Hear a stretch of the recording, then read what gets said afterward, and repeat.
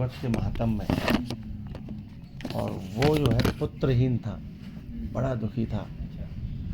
स्वयं में आदमी दुखी नहीं होता, लेकिन जब उससे रिलेटिव लोग जब उसे कहते हैं कि ये पुत्रहीन है, इसका मतलब पापी है, तो वो आत्महत्या करने के लिए वो जंगल में जाता है। वहाँ एक सन्यासी उसे मिलते हैं, वो सन्यासी उसे कहते हैं, अरे मूर्ख, तू कहाँ, तू जरा देख तो संसार में किसी को पुत्र से सुख मिला?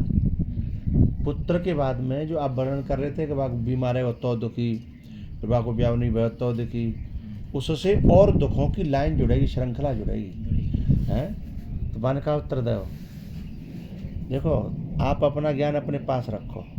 मुझे इस समय पुत्र की जरूरत है, पुत्र दे सको तो बोलो, नहीं आत्महत्या करता हूँ अभी, है? वो कहता है, गृहस्थो सरसो लोके संन्यासः शुष्क एव ही। अरे गृहस्थ जो है कितना उसमें रस है, बच्चे खेलते हैं, उधर आंगन होता है, ये होता है। तुम्हारा सूखा रूखा सूखा संन्यासः शुष्क एव ही। तो वहाँ संक्षेप से मैंने कह दिया, उसमें लंबा वर्णन है, लेकिन ये संस्कार वो सन्यासी टाल गए थे। हाँ, क्योंकि अलार्म जिस समय के लिए भरा जाता है वो उसी समय बजता है, पहले थोड़ी बजेगा। हाँ, पहले थोड़ी बजेगा। लेकिन हम कभी कभी हमारे महापुरुष क्या करते हैं कि आज मैंने ये बात सुनाई है, आज पालन हुआ तो ठीक है, और नहीं वो नाराज हो जाते हैं कि जब तुम्हारा अभी असर ना पड़ रहा हो, मैं सुना रहा हूँ तब, तो मैं कब का इंतजार करूँ? ये प्रवृत्ति ज़्यादा अच्छी नहीं है। हम लोगों को संस्कार डाल देने हैं, कभी जरूर फलेंगे। उस आत्मदेव का क्या हुआ, जिस समय उसने फिर वो उस रास्ते पे गया जो वो मानता था सही, उस रास्ते पे गया, शादी करी, वो बच्चा हुआ उसके, तो बच्चे ने जब कुकर्म किए और जब समाज से घुट घुट के मरा, उसके देखा नहीं गया, तो फिर उसी का एक बच्चा होता है गोकर्ण, वो महात्मा होता है, वो संत होता है। तो वो एक बार आता है, तो क्योंकि राम जी ने धनुष तोड़ने के लिए इतना इंतजार किया कि हजारों राजा धनुष तोड़ने के लिए गए और आए, किसी ने पूछा कि जब इतने तुरवैया जी पहले क्यों नहीं तोड़ा? तो विश्वामित्र समय शुभ जानी। तो जब तक किसी साधक का लक्ष्मण जी हैं वैराग्य, जब तक वैराग्य जागृत न हो, गर्म न हो, सक्रिय न हो, उससे पहले यदि किसी के अहंकार पर, धनुष पर चोट की तो विपरीत परिणाम आएगा। जैसे और राजाओं का उपहास हुआ, सब नृप भये जोग उपहासी। तो विश्वामित्र जी उस समय का इंतजार कर रहे थे जिस समय वैराग्य खड़ा हो जाए। लक्ष्मण उग्र हुए, लक्ष्मण खड़े हुए और उन्होंने जो है सक्रियता दिखाई। तो अब माहौल बना कि अब अहंकार तोड़ने में साधक खुश होगा। वैराग्य जागृत है, वैराग्य होता है सब में, लेकिन सोया पड़ा है, निष्क्रिय है, जागृत नहीं है, ठंडा है। तो भी साधक के ऊपर यदि अहंकार के ऊपर चोट होगी तो साधक जो है विक्षिप्त हो जाएगा। सभा मध्य मान भंगात बुद्धि भ्रंशो ध्रुवम भवेत। उस मानी व्यक्ति है, उसका मान भंग करेंगे अवसर न होने पर भी जबरदस्ती, तो बुद्धि प्राप्त होने के बजाय बुद्धि भंग हो जाएगी, हाँ, गड़बड़ हो जाएगा। इसीलिए वो इंतजार कर रहे थे। विश्वामित्र समय शुभ जानी। शुभ समय का मतलब कोई उन्होंने चौगड़िया नहीं देखा था, वो इंतजार थे कि दो व्यक्तियों का वैराग्य जो है, वैराग्य फूटने पर दो वृत्ति जगती हैं। या तो वो छटपटाता है और सामर्थ्य नहीं होती तो रो जाता है, फिर वो रोता है। जनक जी रो रहे हैं, वो विधेय हैं, हाँ, लेकिन अभी उनका जो सूक्ष्म लेश अवद्या होती है ना, जो सूक्ष्म अहंकार होता है, वो अभी नहीं टूटा है। तो जब कृत्य होंगे तो वो उधर रो रहे हैं, इधर वैराग्य संसन आ रहा है। तो साधक में ये दोनों, कभी रोना, कभी उद्यम करना पाने के लिए उस स्थिति को, जब ये वृत्तियां जगती हैं तब कोई गुरु आदेश करता है, उठौ राम भंजौ भव चापा। तो जो सन्यासी के चित्त में जो बीज बोया था वो कब फलित हुआ? जब गोकर्ण जी आए।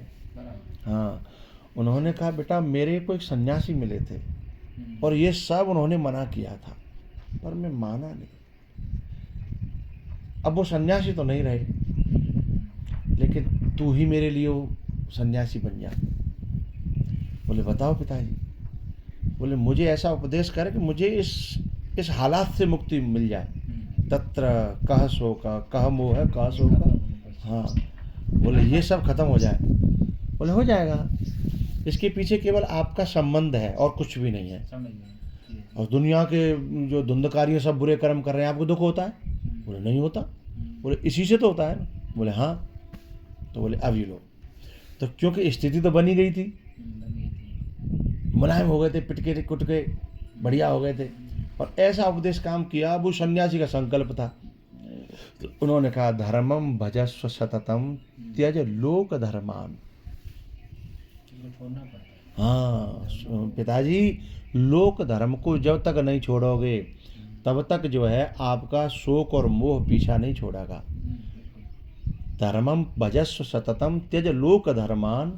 बोले बेटा त्यागने के बाद कुछ नहीं पकड़ाओगे तो मैं निष्क्रिय हो जाऊंगा। बोले बताता हूँ, धर्मम भजस्व सततम, धर्म को भजो। कौन सा धर्म? परम धर्म।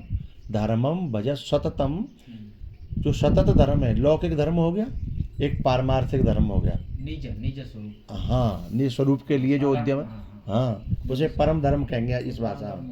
हाँ, धर्मम, हाँ, एकत्वम अनुपश्यता। हाँ, धर्मम भजस्व सततम त्यज लोक धर्मान। बोले फिर पूरे शरीर से भी तो कुछ करूं। बोले सेवस्व साधु पुरुषान, साधु पुरुषान सेवस्व। लेकिन एक सावधानी रखना पिताजी, आप जाओगे तो सही आश्रम में, जय काम तृष्णाम, अपनी कामनाओं को और तृष्णाओं को यहीं मार के चले जाना इसी के साथ में, वहाँ जगना नहीं देना। हाँ, नहीं तो फिर महापुरुषों में भी दोष दृष्टि हो जाएगी। बिल्कुल। हाँ, वहीं राग देश बनने लगेंगे। धर्मम भजस्व सततम त्यज लोक धर्मान सेवस्व साधु पुरुषान जहि काम तृष्णाम। वहाँ जाओ जब संतों की शरण में, इन आँखों को फोड़ देना। तो बोले फिर देखा कैसे? बोले श्रद्धा की आँख से ही देखना बस। हाँ, बोले दो आँख कैसे फोड़ूं? बोले अन्यस्य दोष गुण चिंतनम आशु मुक्त्वा। ये जो आँख है, एक लेफ्ट है एक राइट है। लेफ्ट का मतलब है दोष चिंतन, और राइट का मतलब है किसी गुण चिंतन। लेफ्ट वे और राइट वे। जब हम गलत ट्रैक पे होते हैं तो दोष ही देखते हैं सब में, और जब हम किसी से राग से बनते हैं तो गुण देखने लगते हैं। लेकिन स आशु भ्रश्यति स्वार्थात्, अपने स्व अर्थ से तो उसी समय भ्रष्ट हो जाते हैं ना। अपना आत्मचिंतन तो गया है, चाहे गुण चिंतन हो चाहे दोष चिंतन हो, दोनों ही खतरनाक है हमारे लिए, हैं। तो कहते हैं कि अन्यस्य दोष गुण चिंतनम आशु मुक्त्वा सेवा कथा रसमहो। जो महापुरुषों की वाणी से जो निकले, नितराम पिबत्वम, निरंतर पीते रहे ना, तो ये जो मोह अभी ऐसे मेरे कहने से टूटेगा नहीं। मैं आपको सलाह दे के जा रहा हूँ, इस ट्रैक पर जाना। फिर वहाँ जा कर के जब वो रोज़ झाड़ू लगेगी, रोज़ कचरा आएगा, तो मन का चिंतन है, मन का स्वभाव है कि जहाँ पहले से चिंतन करता रहा है वो बार बार उसका चिंतन करेगा, लत आ जाती है। लेकिन जब रोज़ जो है ना मोह मुद करके उस पर जो है वो घूसे लात पड़ेंगे, तो किसी दिन बिल्कुल टूट जाएगा। मेरी बात पूरी हुई। एकत्वम अनुपश्यतः। एकत्वम अनुपश्यतः।